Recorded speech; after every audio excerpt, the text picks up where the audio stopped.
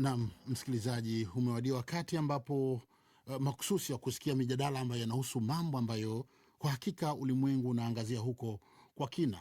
Mvutano kati ya Marekani na Iran umeingia katika hatua mpya ya hatari, huku mashambulizi yakipanuka hadi nchi nyingine za Mashariki ya Kati kufuatia kudaiwa kudunguliwa au kuangushwa kwa helikopta ya Marekani karibu na mlango wa Hormuz, huko Washington ikijibu kwa mashambulizi ya anga, na Teheran nayo ikalipiza kwa droni na makombora dhidi ya kambi za Marekani katika eneo la Bahrain, Kuwait na Jordan.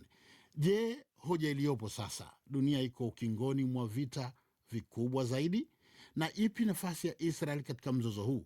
Leo tunazungumza na wachambuzi wawili nikisema ni muhimu kutoka katika maeneo mbalimbali, hasa Marekani na Tanzania, kwa upande mwingine Zanzibar kule, Profesa David Monda akiwa Marekani, yeye New York, na Abdul Fatah Musa, mkazi wa Iran, huyu mchambuzi wetu, huyu yeye kwa sasa yupo Zanzibar. Bila shaka nyote mnanisikia wakati huu Bila shaka yote. Karibuni sana katika majadiliano yetu haya. Asante sana. Asante. Profesa Monda, nianze kwako wewe. Huko ndiko ambako hata watoa maoni hapa wamesema Marekani inasababisha chokochoko hizi. Marekani kwa nini isitulie? Kwa hali ilivyo sasa, tunaweza kusema Marekani inaingia katika vita ya hatua kwa hatua bila mikakati ya mwisho inayoeleweka. Majibu yaliyonyooka, Profesa. Nadhani tunaweza kusema hivyo. Ni kama ni diplomasia inayoendelezwa kwenye uwanja au ugaa wa kivita. Kwa wakati huu ni kama Rais Trump anataka kusitisha vita, lakini anatafuta njia ya kujitoa bila ile aibu. Kwa hivyo kila kukicha itakuwa hii vita vya paka na panya kwa hivyo wanavutana tena kwa njia za kivita, kuelekeza diplomasia kwa njia za vita huku Marekani. Abdul Fatah, Iran inaonyesha uwezo wa kujibu haraka. Umesikia haya yanajiri kwa wakati huu, lakini je, tunataka kufahamu ina uwezo wa kuhimili vita ya muda mrefu dhidi ya Marekani kwa hali inayoendelea sasa?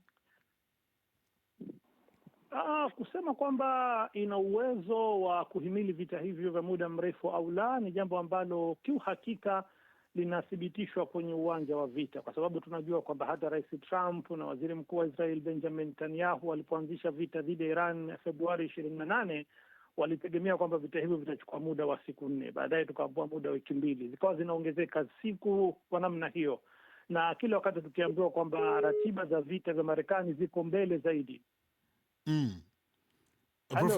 Nakusikia Abdul Fatah. Unanisikia? Labda profesa amepotea. Nasema kwa hivyo kilichotokea kilikuwa ni hicho, kwamba tuliaminishwa kwamba Marekani itamaliza kazi Iran katika muda mfupi tu, pamoja na uwezo wake mkubwa wa kijeshi, lakini tumeona hatimaye Marekani yenyewe imetaka kusimamisha vita. Kwa hivyo Iran nayo inawezekana kwamba inaposema ina uwezo wa kuhimili vita vya muda mrefu, ikawa kwa upande mmoja kuna ukweli katika hilo, lakini kwa kuwa Iran tofauti na nchi nyingine kama za Ghuba ya Uajemi za Kiarabu, uwezo wake halisi na nguvu zake halisi za kijeshi ni kitu ambacho hakiko wazi sana, na ndio pengine kosa ambalo Marekani na Israel imelifanya kwa kutoelewa hilo. Ndio maana unashindwa moja kwa moja kuhukumu kwamba kweli itaweza kuhimili nguvu za madola mawili makubwa yenye nguvu kubwa za kijeshi, yenye nguvu za nyuklia kwa muda mrefu au la. Lakini mpaka sasa kilichoonekana ni kwamba kinyume na ilivyotarajiwa, Iran imeonyesha kwamba inao uwezo mpaka sasa wa kuweza kuhimili vita hivyo na kuendelea kuizitia madhara pande zote mbili, au kuzitia hasara pande zote mbili za Marekani na Israel katika vita ambavyo vilianzisha dhidi ya Iran kwa kisingizio cha kadhia ya nyuklia. Profesa Monda, upo umerejea? Manake tumepata hisia kama umeondoka. Nipo. Matumizi ya mashambulizi yenye kulenga maeneo maalum yanaashiria jitihada za kuzuia vita kamili, au ni maandalizi ya kuipanua vita hivyo? Ulizungumzia neno la kidiplomasia pale ukieleza kwamba Trump anakuwa ajitambui, aache aendelee.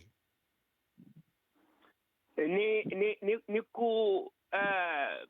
kwa mfano upande wa Marekani ni Marekani kuigonga ama kuichapa Iran bila kusambaratisha au kujaribu kutosambaratisha jitihada za kidiplomasia.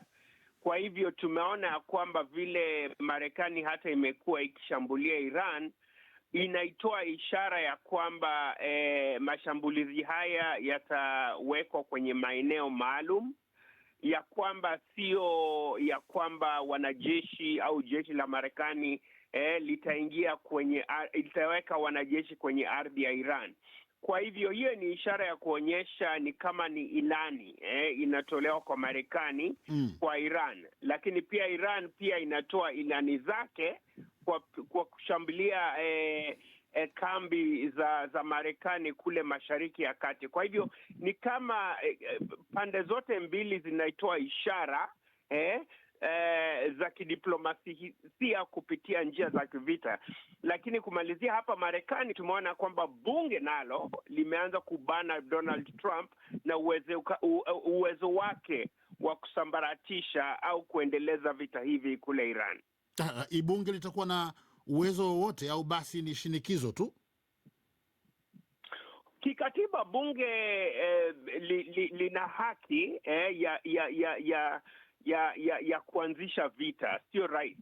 Kwa hivyo mikakati iliyowekwa kwenye bunge na wanademokrat na wanarepublican wachache ni kusisitiza vile vipengele. Kwa hivyo nadhani kwenda mbele bunge limeonyesha ishara yake ya kutaka kusitishwa kwa vita hivi, lakini pia tusahau ya kwamba kwa wakati huu Marekani imebanwa sana kwa sababu ya vita hivi. Bei ya mafuta ghafi, kidiplomasia ni kama imekosa ile imani, kwa sababu Marekani ndio iliyoanza vita hivi kwa nafsi yake na Israel. Kwa hivyo kuna shinikizo hapa Marekani, hususan kwa sababu kuna uchaguzi wa miongo ya kati inayokuja Novemba, kwa kusitisha vita hivi, kwa sababu wana Republican wanaona kwamba hali yao ya kisiasa inaendelea kusambaratika hapa kisiasa. Abdul Fattah, Irani kwa upande wake unavyoona inalenga, maanake swali hili limemuuliza pia Monda kwa namna nyingine, inalenga kuzuia mashambulizi zaidi au tayari inabadilisha mkakati wake kwanza kuonesha nguvu za nje ya mipaka yake?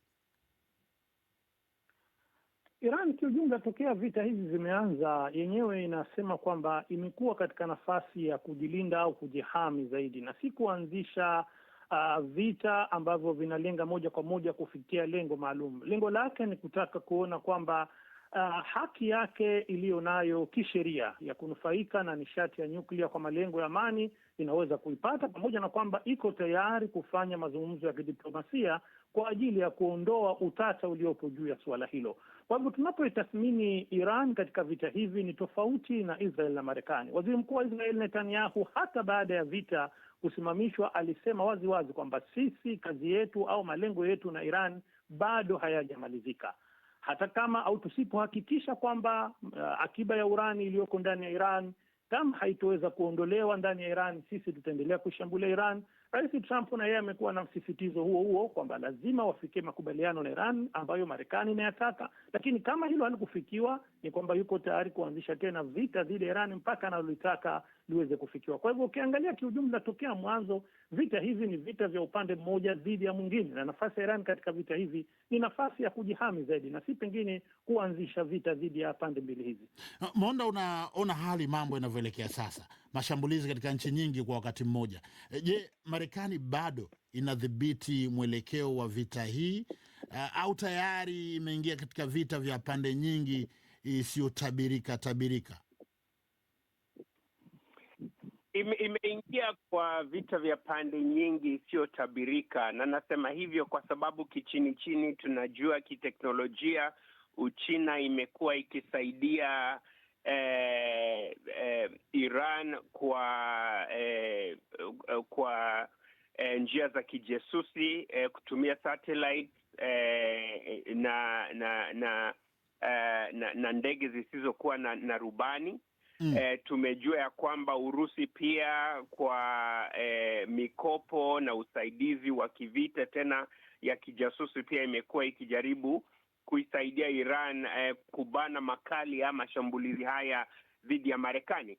Lakini pia tumeona kwamba upande wa Marekani kumekuwa na ufa kati ya madola ya Ulaya, tuseme kama Uhispania, kama Uingereza, kama Ufaransa, ambaye kwa njia moja au nyingine anaona ya kwamba Israeli inaiongoza au inaelekeza Marekani kwa njia ambayo sio sawa, na kumekuwa na mgawanyiko hapo. Kwa hivyo vile vita hivi vinavyoendelea tena kwa njia ya chini na pasipokuwa na mwelekeo wa wazi ya kuonyesha kwamba mkondo huu wa kivita utasitishwa, na pia tusahau ya kwamba Umoja wa Mataifa umetengwa, ni kana kwamba madola mengine yatahusishwa, tuseme kama Uturuki, kama Urusi, kama Uchina, kama sio kwa njia ya wazi, kwa njia ya chini chini. Na tunaona pia majirani wa Israel na Iran, hususan kule Lebanon, kwa wakati wao sasa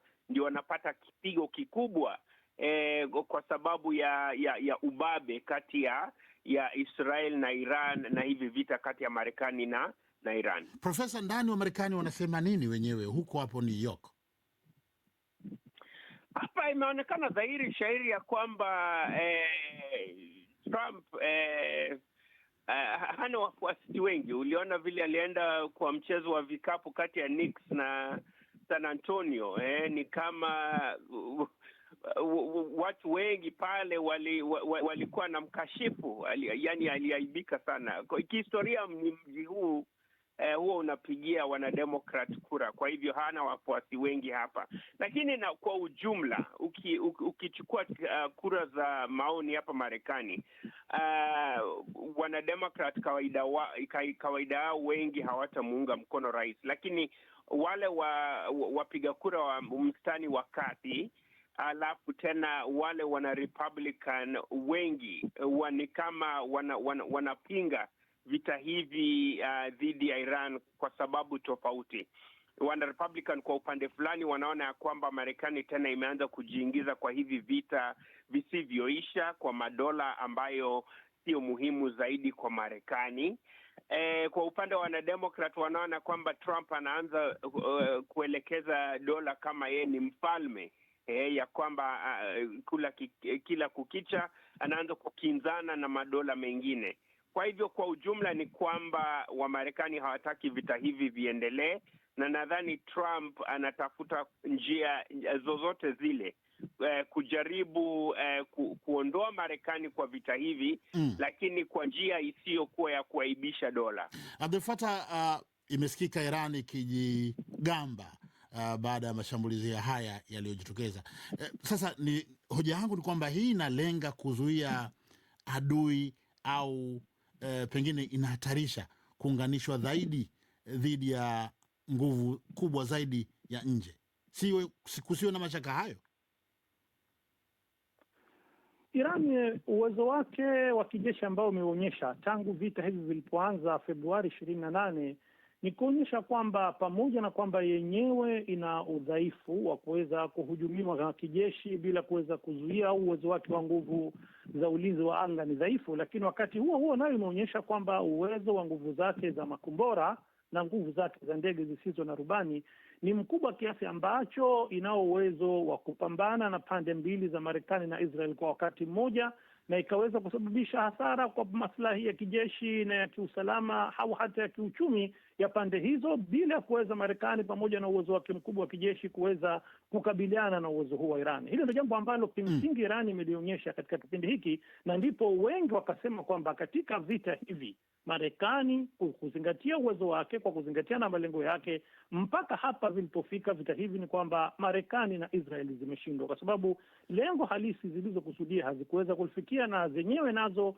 zimedhurika sana katika vita hivi, ambapo tumekuwa kila siku tukipata taarifa mbalimbali za kiintelijensia na za kiusalama zinazoonyesha kwamba pengine madhara yaliyosababishwa na mashambulizi ya Irani ni makubwa kuliko vile ambavyo imekuwa ikitangazwa na Marekani na Israel, ambazo kwa sehemu kubwa sana zimekuwa zikificha taarifa hizi za masuala ya madhara ya kijeshi ambayo zimekuwa zikipata. Lakini ukweli unabaki kwamba na wakati huo huo, katika mazingira ya sasa, Iran kwa upande wake, kutokana na hali yake ilivyokuwa kiuchumi au hata hali yake ya kijeshi, nayo pia imekuwa ikizidi kudhoofika na kuathirika zaidi, hasa kwa upande wa ndani, ambapo hali ya kiuchumi ambayo ilitokea kabla ilikuwa ni mbaya, siku baada ya siku inazidi kuwa mbaya. Na hili ni lengo moja ambalo Marekani na Israel zinalikusudia kulitumia kuona kwamba labda kile ambacho zilikuwa zinakitaka litokee, yaani machafuko ya ndani, upinzani wa ndani ambao utapelekea kuangushwa mfumo wa utawala, labda bado tamaa kama hiyo inaweza kuwepo, kwa vile athari za vita hivyo zinaendelea kuathiri raia wengi wa kawaida wa Iran. Profesa Monda, majibu ya mafupi, muda unayoyoma. Ni kwa kiwango gani Israel inaathiri maamuzi ya Marekani katika vita hii? Je, usalama wa Israel umechukua nafasi kubwa kuliko maslahi ya moja kwa moja ya Marekani? Nikifikiri hivyo, kuna wengi ambao wanabashiri hivyo. Upande wa mrengo wa kulia wanachukizwa sana na kusema kwamba sera za Marekani zinaongozwa na Israel. Upande wa wanademokrat kuna wengine wanasema ya kwamba Trump hajui lolote kwa masuala ya nje ya Marekani, na ni kama Netanyahu anamwelekeza kama kondoo. Kwa hivyo kwa ujumla, nadhani kuna wengi ambao wanakashifu Trump, na ni kama kwamba kwa wakati huu maslahi ya Israel na Marekani yanakinzana, yanaenda pande tofauti, na kwenda mbele itabidi Donald Trump aweze kuboresha mkono wa Marekani, isionekana kwamba Israel inatumia vita hivi kuelekeza nafsi zake na kudhoofisha nafsi ya Marekani Mashariki ya Kati. Abdel Fattah, nayo pia muda unayoyoma na maswali mengi hapa, lakini ya majibu yake mafupi. Ndani Iran, wananchi wanaunga mkono hatua za kijeshi au kuna hofu juu ya athari zake kwa maisha na uchumi wa kawaida? Na vipi kuhusu mifumo ya ndani ya kijeshi, kiusalama, ipo pamoja katika kushughulikia au kumshughulikia Marekani? Ndani ya Iran, msimamo wa raia wengi inaonekana kwamba wanaunga mkono zaidi kuchukuliwa hatua za kijeshi kuliko mazungumzo, kwa sababu wengi, kutokana na uungaji mkono wao wa kiongozi aliyeuawa Ayatullah Khamenei, yeye alikuwa na msimamo wa mkato wa moja kwa moja kwamba haoni kwamba Irani ina maslahi yoyote itayapata endapo itakaa kwenye meza ya mazungumzo na Marekani. Huo ndio msimamo wa raia wengi wa kawaida wa Iran. Na kwa upande wa kijeshi, kutokana na ushawishi wa serikali kwa upande mmoja, ambayo misimamo yake haiendani sana na duru za kijeshi, ni kwamba kunaonekana kuna hali ya mvutano, wakati serikali inashikilia zaidi kutumia njia za kidiplomasia za mazungumzo. Upande wa jeshi inaonekana, au jeshi la walinzi wa mapinduzi ya Kiislamu IRGC, ambalo limekuwa na nafasi kuu katika vita hivi, zaidi inaonekana kwamba wamekuwa wanahisi Iran bora ingeendelea kushikilia msimamo wa kutumia nguvu za kijeshi kuliko kukubali kukaa kwenye meza ya mazungumzo na Marekani. Na kuna wanaoamini zaidi kwamba huu muda ambao unapita sasa, baada ya kumalizika mashindano ya soka ya kombe la dunia na uchaguzi huo wa bunge wa katikati ya muhula wa Marekani, upo uwezekano Marekani na Israel zikarudi tena kuanzisha vita vikubwa na vibaya zaidi dhidi ya Iran baada ya kipindi hicho. Abdel Fattah Musa pamoja na Profesa David Monda ukiwa Marekani, Abdel Fattah kwa sasa hivi uko Zanzibar, ni washukuru kwa kushiriki mjadala huu kuhusu Iran, na pengine hatutasita kuwatafuta pale itakapotokea fursa nyingine. Asanteni kwa kushiriki. Asante kutualika. Kushukuru na wewe kwa kutualika. Shukran.